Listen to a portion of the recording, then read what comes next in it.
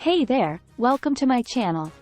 Hello and welcome to our channel, where we explore intriguing topics related to psychology and human behavior. Psychology is the study of the mind and behavior, and it is a fascinating subject that can help us understand ourselves and others better. Human behavior is complex, and there are many factors that contribute to how we think, feel, and act. From our childhood experiences to our genetic makeup, our behavior is influenced by a multitude of factors. As such, exploring topics related to psychology and human behavior can help us gain a deeper understanding of ourselves and others. By learning about different psychological theories and concepts, we can gain insights into why we behave the way we do, and how we can improve our lives. Some of the intriguing topics that we may explore on this channel include the psychology of emotions, the science of decision-making, the impact of social media on our mental health, and much more. These topics are relevant to our daily lives and can provide us with practical insights and strategies for improving our well-being.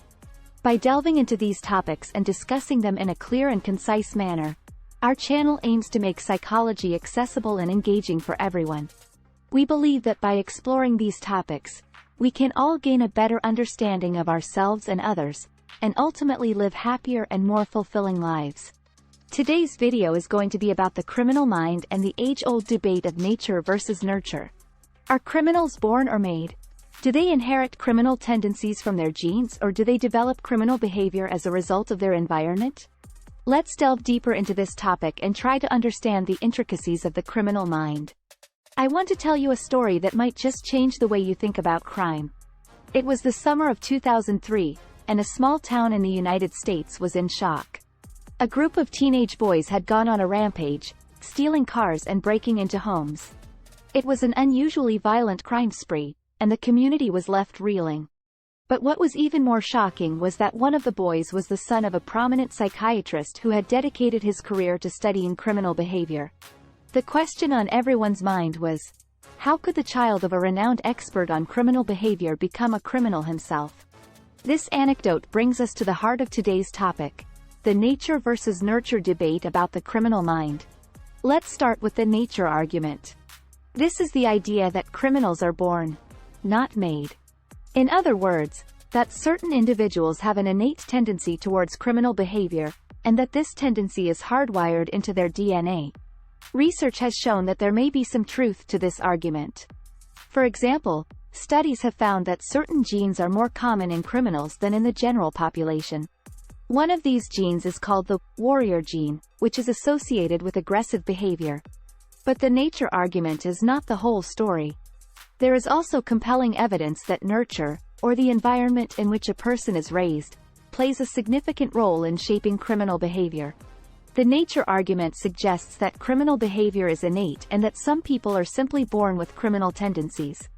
According to this argument, certain genetic factors may predispose an individual towards aggressive or antisocial behavior, which can lead to criminal activities.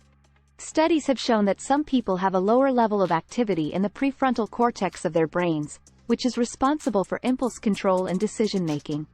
This deficiency can result in impulsive and aggressive behavior, which can lead to criminal activities. On the other hand, the nurture argument suggests that criminal behavior is a result of environmental factors such as upbringing, socialization, and life experiences. This argument suggests that criminal behavior is learned and that individuals are not born with criminal tendencies. According to this argument, individuals who grow up in violent or abusive households or communities are more likely to engage in criminal activities. In reality, the nature versus nurture debate is not as simple as it seems. While genetics and environmental factors both play a role in the development of criminal behavior, it is difficult to determine which one is more influential. Studies have shown that both nature and nurture can interact in complex ways to influence criminal behavior. For example, children who grow up in poverty or in homes where there is violence or substance abuse are more likely to become criminals themselves. This is because they may not have access to the same opportunities as other children, and they may also develop a sense of hopelessness and despair that leads them down the wrong path. So, what does this mean for us? Should we throw up our hands and accept that some people are simply destined to be criminals? Absolutely not. While there may be certain factors that make some individuals more predisposed to criminal behavior, that doesn't mean we should give up on them. Instead, we should focus on creating an environment that fosters positive behavior and discourages criminal behavior. This can be achieved through a variety of means, such as investing in early childhood education and providing support for families in need. It can also involve providing alternatives to criminal behavior, such as job training programs and mentorship opportunities. It is crucial to understand that even though certain individuals may have a genetic predisposition towards criminal behavior, it does not mean that they are predetermined to become criminals. It is important to recognize that social and environmental factors can have a significant impact on an individual's behavior and that positive interventions can help prevent criminal behavior. Early childhood education and support for families can play a critical role in reducing the likelihood of criminal behavior. By investing in high-quality early childhood education, children can receive the tools and skills necessary to make positive choices in their lives. Additionally, support for families can help to create a safe and nurturing environment that fosters positive behavior. Moreover, providing alternatives to criminal behavior, such as job training programs and mentorship opportunities, can also help to reduce criminal behavior. These programs can provide individuals with the necessary skills and resources to lead productive lives and avoid engaging in criminal activities. It is also important to note that the criminal justice system plays a critical role in addressing criminal behavior. While prevention is key, it is also important to ensure that individuals who engage in criminal activities are held accountable for their actions. However, the focus should not solely be on punishment, but also on rehabilitation and reintegration into society.